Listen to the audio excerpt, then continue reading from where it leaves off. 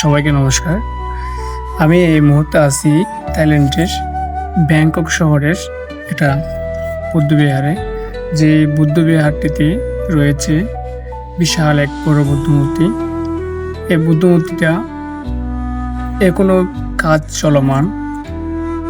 কাজ চলমান থাকা অবস্থায়ও পর্যটকদের অনেক ভিড়।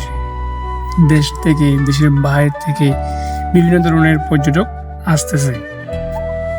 আমি এখন প্রায় তিন তলায় আছি, যেখানে রয়েছে অরহত্ত ভান্তের স্তম্ভ আর বিভিন্ন ধরনের বুদ্ধমূর্তির যত প্রকার বুদ্ধমূর্তি আছে, যত স্টাইলের বুদ্ধমূর্তি আছে, সব বুদ্ধমূর্তি এখানে রয়েছে।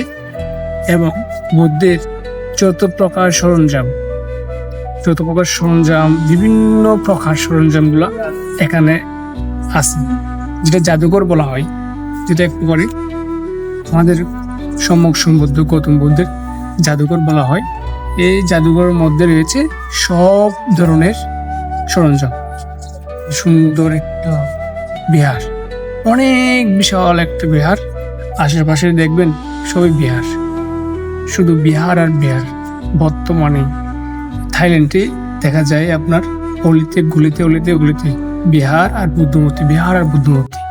মনে হয় আমি এক বুদ্ধের মূলের মধ্যে আমি চলে এসেছি।